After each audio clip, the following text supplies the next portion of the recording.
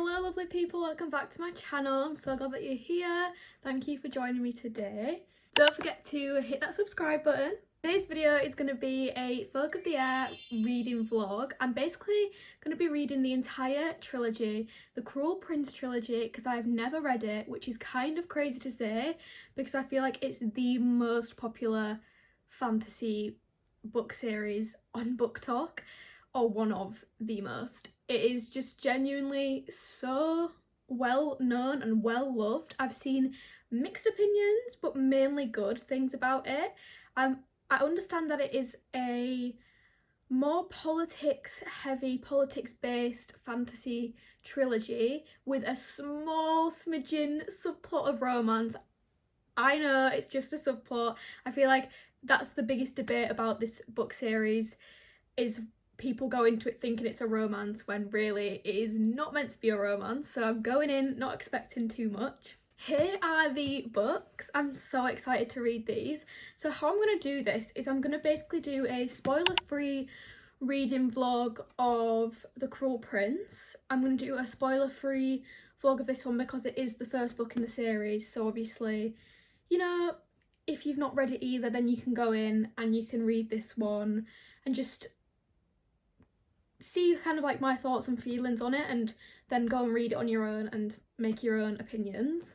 But then obviously because we have the second and the third book in the series, I can't really do a spoiler-free reading vlog of these two, so I will put in timestamps and I will tell you when I'm about to start talking about spoilers, but then I am gonna basically just like read these two and just explain my full spoiler thoughts on them. So just a reminder, this one spoiler free, and then after this section of the video you can click off if you don't want to know the spoilers for the second and the third book. In this series we have The Cruel Prince, The Wicked King, I think is the second one, could be wrong, but I think it is, and the third one is The Queen of Nothing. And these books are basically about, I think it's like fae and lots of war and kingdoms going against each other. I believe that the main female character is a human and she gets maybe captured and taken into the Fae world. Listen, I don't know a thing. I've not even read the backs of these books. This is like completely just of what I've gathered off of a few TikToks. But I'm so excited to read these, and I'm excited to like vlog my opinions because honestly, since this is one of the most popular trilogies out there, I'm kind of nervous to go into it in case I don't like it. And I also feel like it's a good thing to be doing like back to back to back, 1, 2, 3, because then I'm getting like super immersed in the world, which is like my favourite thing to do, especially with a fantasy book series. So let me know down in the comments if you have read this series and what your thoughts are on it. And without further ado, let's get into the video. We're going to start with The Cruel Prince.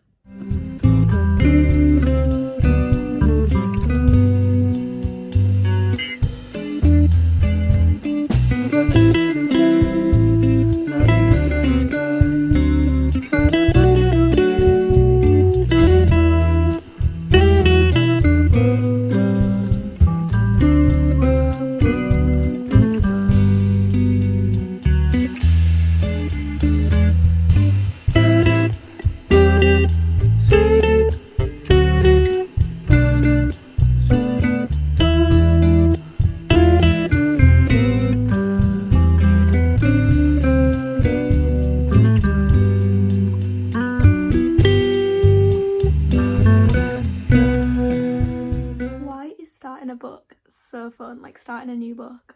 I'm about to start The Cruel Prince, and honestly, like, it's so exciting. You're just about to find out like about a whole new world, a whole new set of characters, a whole new magic system that you just like wouldn't have known if you'd not read this book. Like, oh, starting a new book is so exciting. I'm about to also put on a playlist to go alongside it, because if you're not reading with a playlist that matches the book, then what are you doing? Because honestly, it makes the biggest difference ever. One thing about me is I literally love a map in books. Like, a map in a book just completes it. It's like, now I can just see where everything is, and especially when you finish the book and then you go back through and you're like, oh, that's where that is compared to that, and that's where that is there, and that's how you get to there. Like, it's just so special to see a map in a book. Like, why can't they all have them? I feel like it's time for an update. So I have read 100 pages now of The Cruel Prince, and let me tell you, I'm not even trying to be dramatic here, I'm obsessed. I'm eating this book up. No, because why have I not read this sooner? It is so good. I genuinely went into it kind of expecting it to be overhyped. So I was like, I don't think I'm gonna love it that much, but I'm really invested in the story already, and I'm only 100 pages in.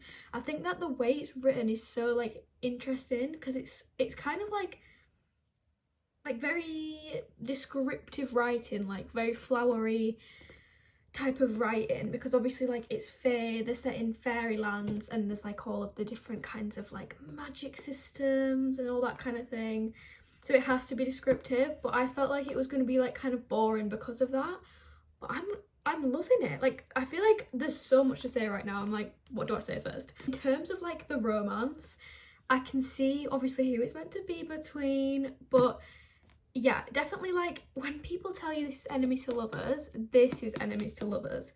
Because I know that, you know, everyone can throw around the enemies to lovers trope, saying you could be like, that book has enemies to lovers, that book has enemies to lovers. But no, this book has enemies to lovers. Like, sorry, they're horrible to each other. He's horrible to her specifically. Like, I cannot even imagine how they're going to get to a place where they like become lovers, if that is even the case. Who knows? Because right now it's giving true enemies, which I do feel like is the case, because I think you can only really have enemies to lovers in a fantasy book, because we can't be having like a workplace romance where they're enemies to lovers. Like, what is that? Why are you enemies? They stole the last piece of paper in the printer? Like, it's not giving enemies to lovers. I think that the world building is pretty easy to digest, because there's not been like too much. There's quite a lot of like lore behind it. Like, there's a lot of like different sort of rules and stuff that are in the world that you have to try and understand, but I'm actually finding them really interesting. And I kind of like how this book, because obviously every author kind of has their own way of portraying fae and fairy, but I think the way that Holly Black is doing it is she's kind of portraying them in the like true, like almost traditional way that you would think of them, almost like quite creepy, like very like selfish and two-faced, that kind of thing.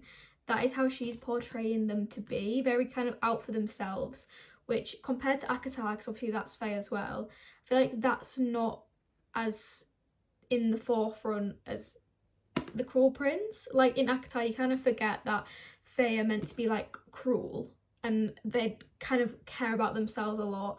They're very like malicious, that kind of thing, which is being heavily portrayed in this book. So I'm finding that interesting, and it's kind of ruthless. So now that I have read like a good chunk of the, I feel like I'm talking so much with my hands.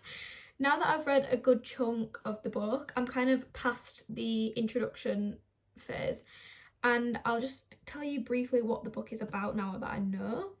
So this book follows Jude, and she is a mortal girl. She's a human, and one day when she's younger, when she's a child, someone comes to her house and is basically like, I'm taking you and I'm taking your sisters. She has a twin, and then she has an older sister who is actually fae, and basically he takes them and he takes them back to the fairylands, and then that's where she grows up. She grows up as his daughter in the fairylands, and although she doesn't belong, she's treated like a high fae, I think, is that what you call them? Like, she's treated like with privilege and things like that, but she doesn't belong. And then it kind of jumps forward to her now, and it's basically her journey of realising that she has to be cutthroat, she has to be just as cunning and deceitful as the fae themselves, and she has to learn and adapt to be just as evil and sly as they are,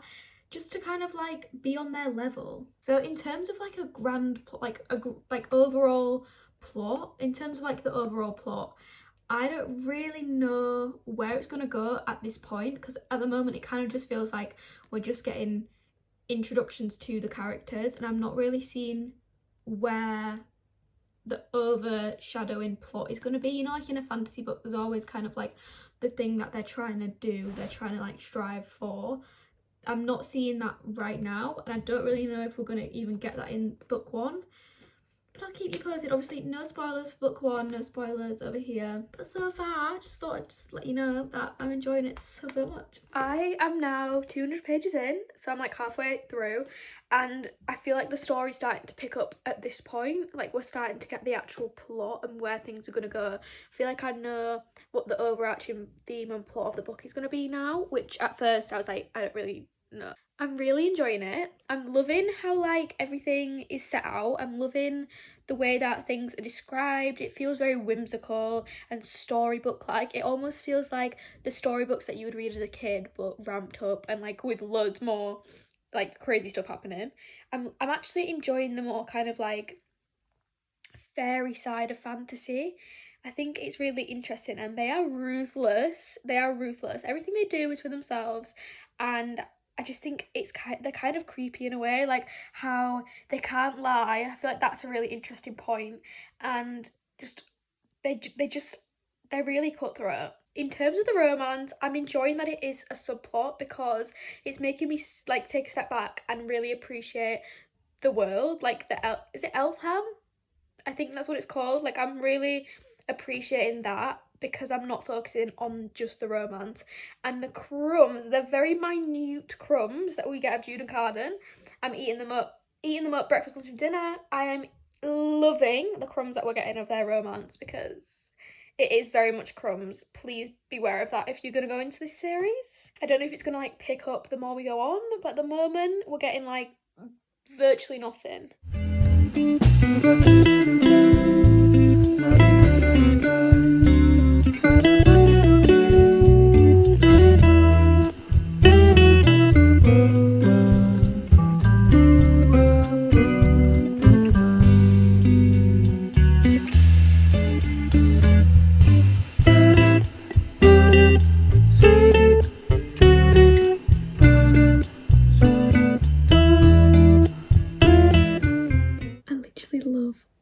Talk of like the dresses and how detailed the dresses are and the outfits that they wear. Like, oh, why are like fantasy Regency-esque dresses so pretty? Like the way that they're described, the colours that they use to describe the dresses, like the intricate details. I want one of these ball gowns and I want to wear it every day. Sorry. Like, why are our clothes not like this anymore? They just seem so pretty, and I just want the experience of wearing like a detailed ball gown. I feel like it would just make my entire life. And even like the outfits that they have to wear when they're like in battle, like the kind of like leather, fighting leathers and stuff like that, like literally obsessed. Love it so much. Also, I'm confused. I've just got to like page 246 and then it just says book 2. I'm confused. Book 2 question mark? I thought that this was just one book, unless it means part 2. What does this mean? Also, I don't know if I said this already, but reading a fantasy book with a playlist on that is like set, like made to match the book, makes the experience 10 times better. If you don't do that, please give it a go, because honestly, my light keeps turning off, but honestly, with like the songs that match the different scenes, it feels like a movie in my head. I'm obsessed. Also, I keep adding points to this when I'm meant to be reading, but I really am trying to picture Carden in my head and I can't picture him. But how I'm kind of picturing him is like, he's really like ethereal. I need to look up fan art when I finish this book. Things getting real, things getting intense. Yeah, I feel like a lot is happening right now and I'm literally like on the edge of my seat. I don't want to put this book down.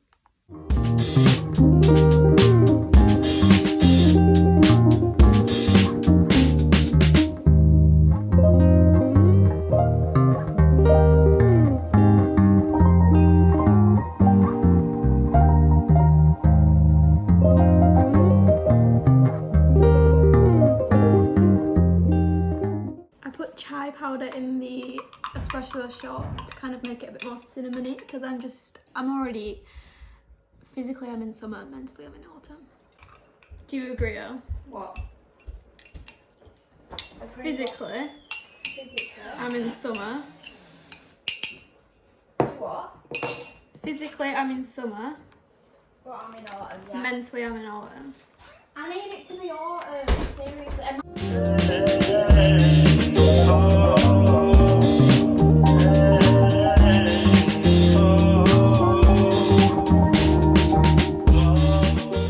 We're about to finish the first book in the trilogy.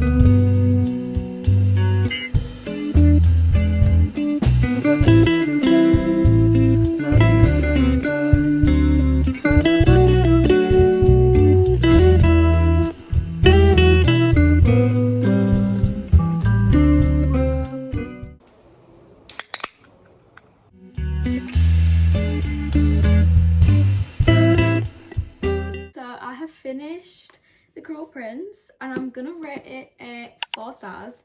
I feel like that's a fair rating for me because this is obviously the first book in the series, so we're just getting to know the world, we're getting to know the characters, and I did have a really good time reading it, which I'm so happy about because it's so hyped up.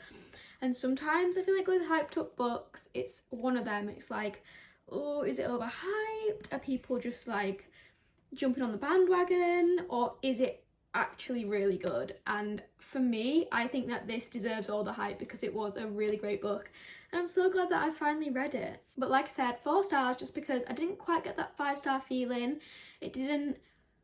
I wasn't like completely obsessed with the characters, but like I said, it is the first book in a series and I do feel like the second or third one potentially could be a 5-star. We'll have to see. I really enjoyed the world that we're in.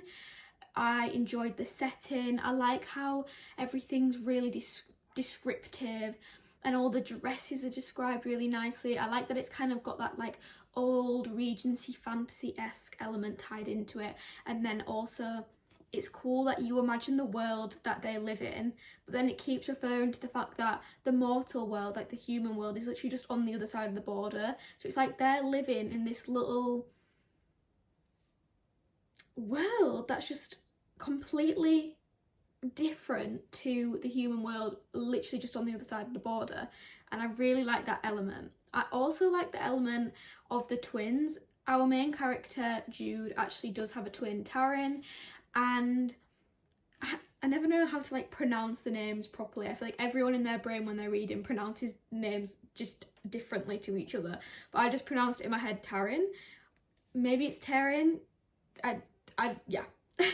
I enjoyed that there was like that twin element because we really got to see how different they both were, how they wanted different things, how they reacted differently to different situations, and it really put into perspective how much our main character Jude is very much like, she wants revenge, she wants power, she's a very headstrong individual compared to her twin, who is more like she has like softer aspirations. She kind of wants to fit into the world. She doesn't want to get revenge on anyone. She just wants to live a long, happy life. But yeah, I do really like books set in like with the fae side of fantasy. I think it's really interesting, and I also think that fae are really creepy, and the different layers and different elements to how they work and how the politics are and how they are as people is really quite brutal. Like there's definitely some like things that they do that's just like, whoa.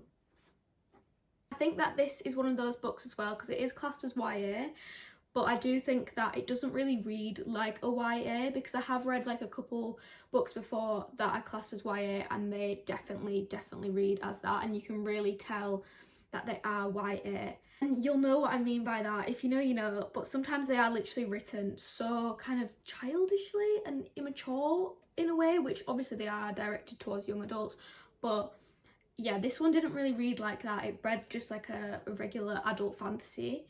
And I like that. I do enjoy that because it didn't feel like we were compromising on some of the plot points to make it seem a little bit more downplayed to fit the genre. And I also do actually really maybe controversially enjoy the fact that the romance isn't really it's not like a romance book. It's not even marketed to be a romance, I don't think. It's definitely very much a subplot, and I do like that because it doesn't take away from how the politics works and how like all the different characters are and all the courts and things like that. It's not just focused on the romance, which is quite refreshing to see, because obviously a lot of the time in books like these there is like a prevalent theme of romance and that kind of overshadows everything else. So I do actually really like the change of pace where we're kind of getting the tiniest crumbs of romance few and far between, and it just makes them little scenes of them together that much more good. So yeah, 4 stars for me. Definitely give it a go if you haven't already. I don't think it's overhyped. I think it's a great first book in a series, and I think there's definitely parts and elements in it for everyone. So give it a go, see what you think. If it's not for you, it's not for you. But if you do like fantasy and you do like the Akatar Fae type of thing, give it a go. But don't expect romance. This is not a romantasy. So now we've talked about The Cruel King, which obviously was spoiler free, completely spoiler free, because it is the first book in a series. That section of the video is done. This is your sign now to click off if you do not want spoilers, because for the second and third book I am going to be doing full spoiler reactions, full spoiler review.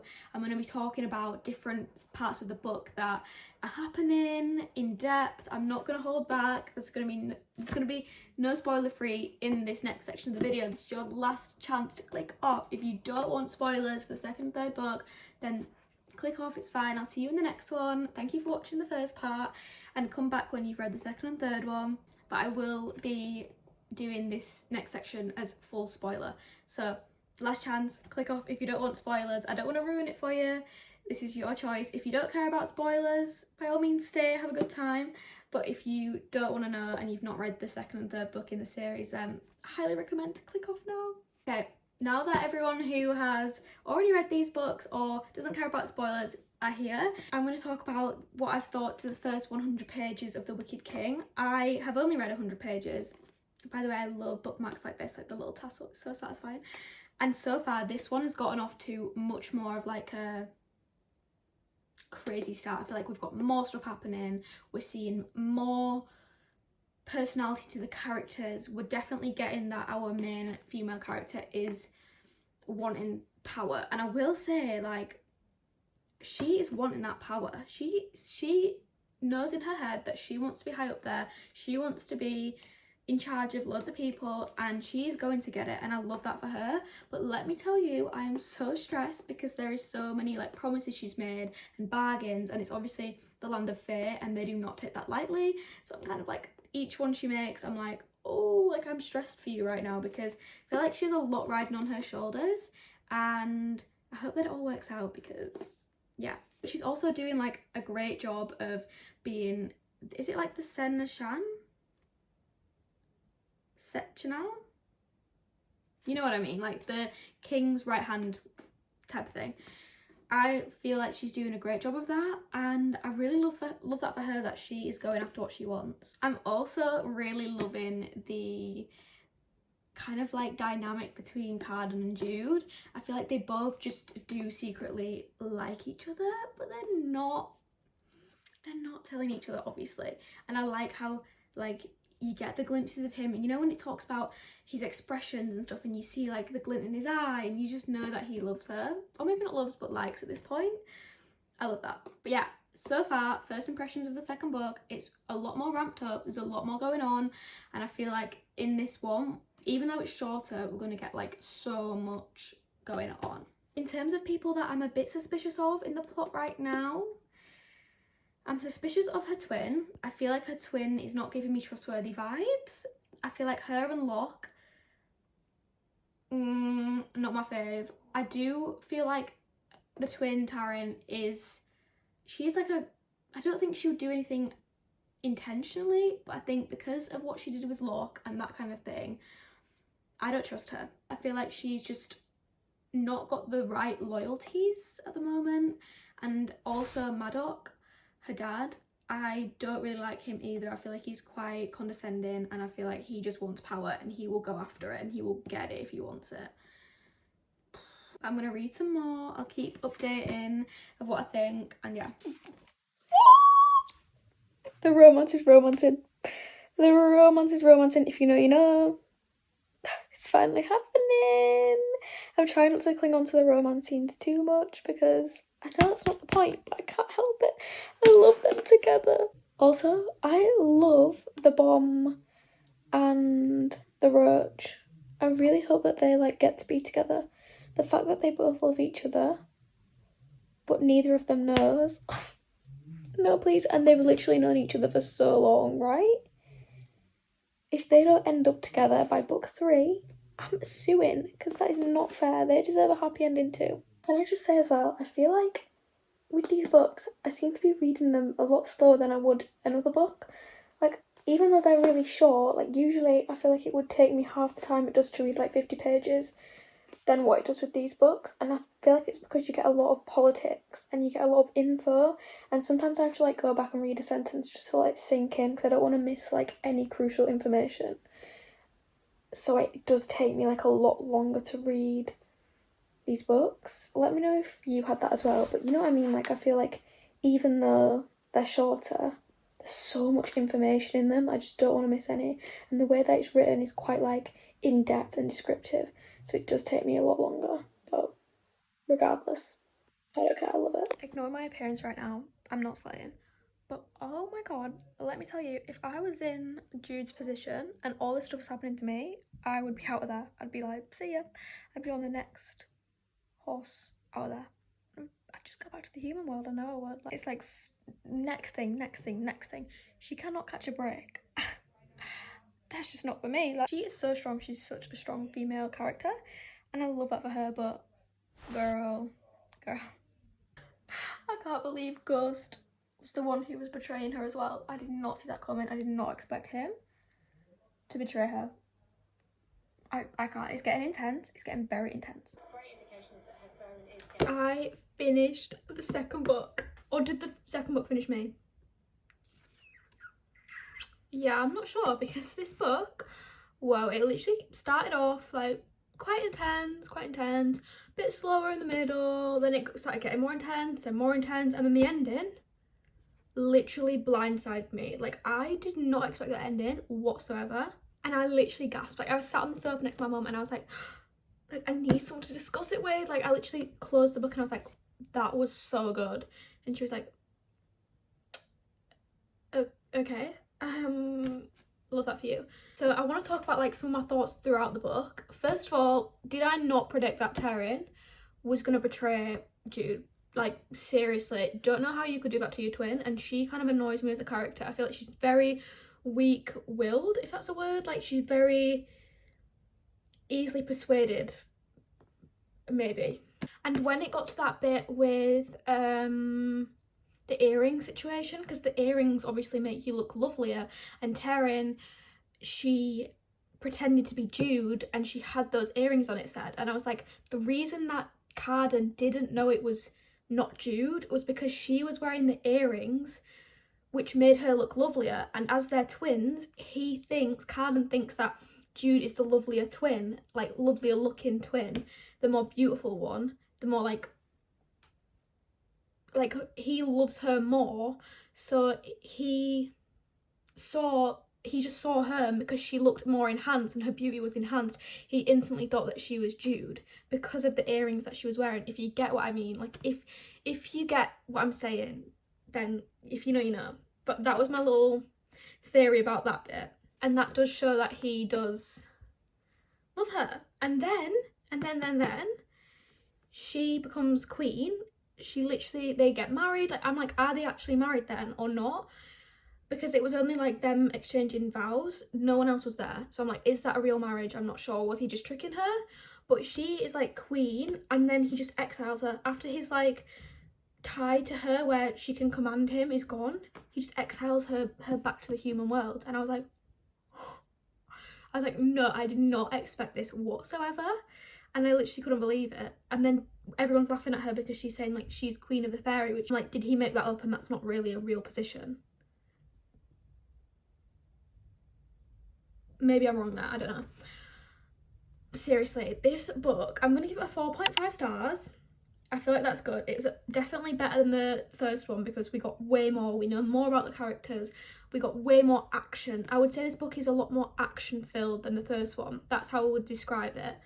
And yeah, it just took me for a ride. I did not expect the ending. I feel like the epilogue is not needed though. I'm someone who thinks an epilogue in series, if they're all about the same characters and the same plot, that kind of thing, I think that there could just be one epilogue at the end of the entire trilogy. Like, I would have been more satisfied and more happy, not happy of course, it's a cliffhanger, but like mentally it would have made more sense to me if she'd have left it on the fact that he'd just exiled her. I think that the epilogue kind of was a bit unnecessary because it kind of took away from like the shock factor of the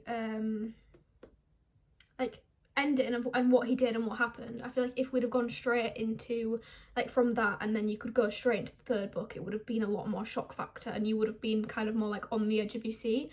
I'm not sure if I agree with putting epilogues after every book in a series or a trilogy like this. I think we could do one big one at the end, but who am I? I'm not the author, you know what I mean? But just for me, I feel like that would make more sense. I'm not sure like what she's gonna do from here or where she's gonna go, because obviously she's now like kind of back to square one and we're gonna have to see her rebuild everything that she's built up in this book, and I'm really not sure what's gonna happen with Carden. I don't know where that's gonna go.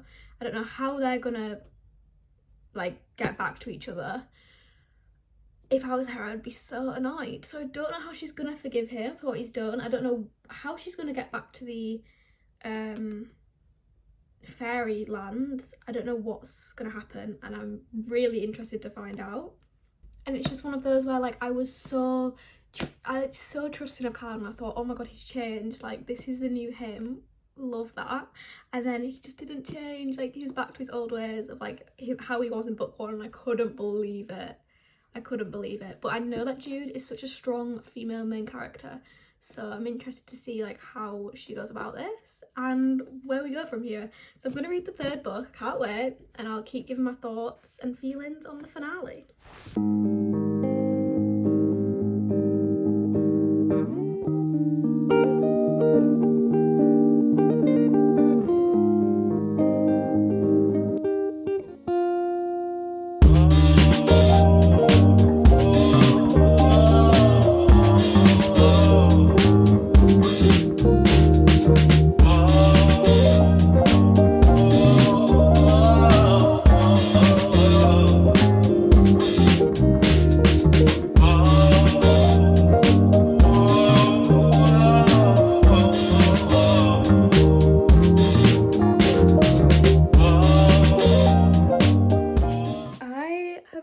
Like part 2 of this book. I literally said like, I think after I finished the first one I was like, why does it say book 2 halfway through? And I think it just means like part 2.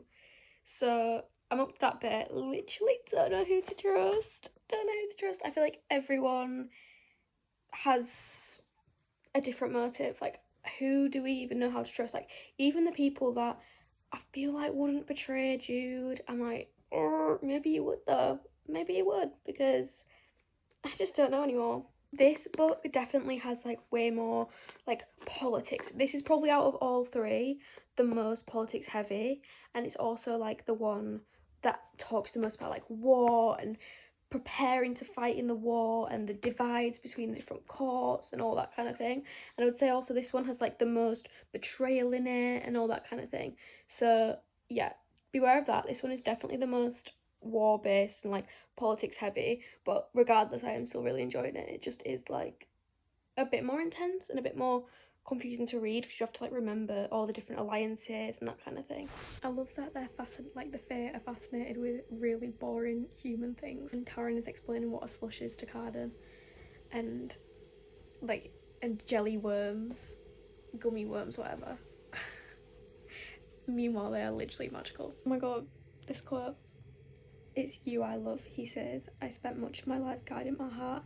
I guarded it so well that I could behave as though I didn't have one at all. Even now it is shabby, worm-eaten and scabrous thing. But it is yours." He walks the door to the royal chambers as though to end the conversation. "You probably guessed as much," he says, "but just in case you didn't."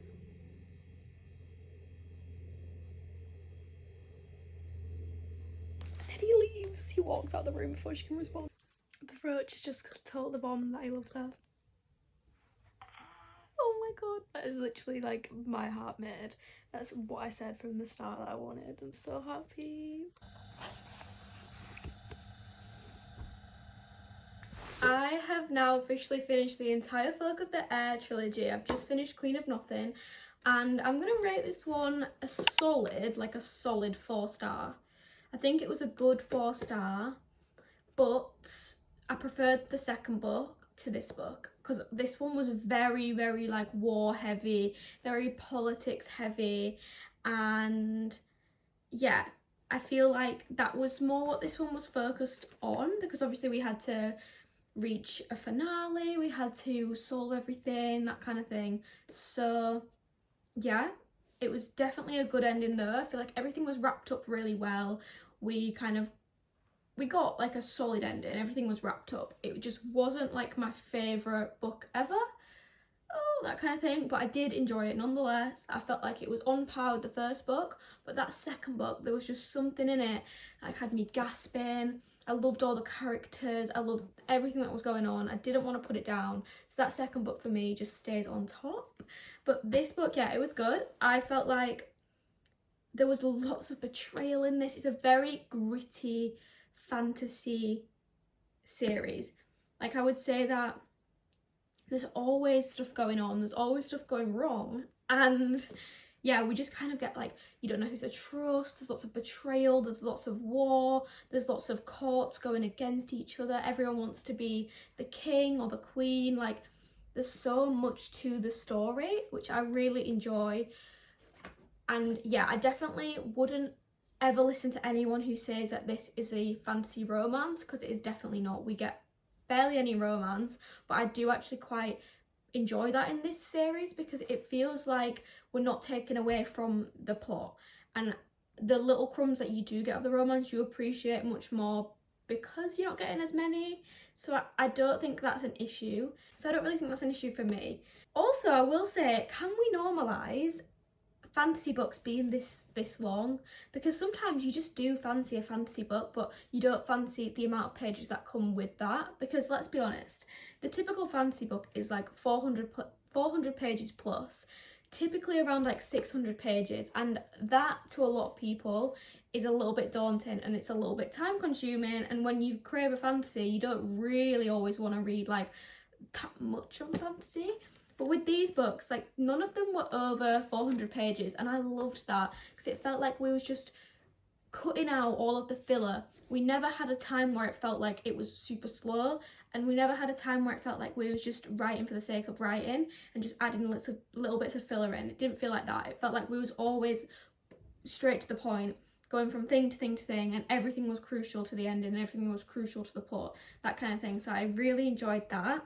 I like all the characters. I really like Jude. Jude is such a powerful FMC. She just knows what to do, she knows what she wants, and she's going to get it. I love that for her. I love Carden. I feel like he has so many layers to his character, and he's quite a complex MMC. I think that all the little side characters are great. I love Vivian, and although Taryn at first, in the first 2 books, I didn't like her character. But then in this book, I feel like she redeemed herself, and although she was a bit sketchy in the first 2 books to me, I feel like she was okay in this book.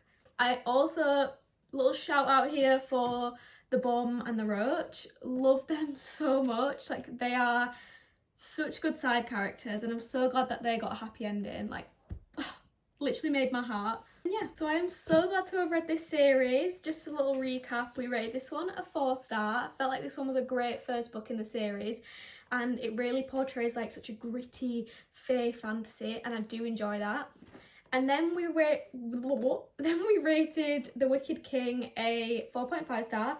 I felt like this one was a great second book, and it didn't fall victim to second book syndrome, because a lot of the times in trilogies, the second book kind of just acts as a filler and it's a bit boring to read and you feel like you could get away with not even reading it. This one did not feel like that, and it held so much importance to the entire trilogy, and I love that. So 4.5, favourite book in the series. And then the last book, the finale, Queen of Nothing, I rated a 4 star because I felt like it wrapped everything up really nicely. But it is kind of on the shorter side, so we don't get like as much as the first two, and I feel like it just didn't give me that 5 star feeling, which is fine, but it was still a really great wrap up of the series and I did enjoy it. So I'm so glad to have read these books. I definitely have found a newfound love for like gritty, fae, politics heavy fantasies, because I would like to try more in the future. And I know that she does have another series called Modern Tales of Fairy or something. I think the first one's Tithe. If you've read that, please let me know because I would love to give it a go. But yeah, that is all from me today. Thank you for watching this video. Thank you for staying till the end, and I hope that you enjoyed it. Don't forget to like, comment, subscribe, all of that fun stuff, and I will see you in the next one. Bye.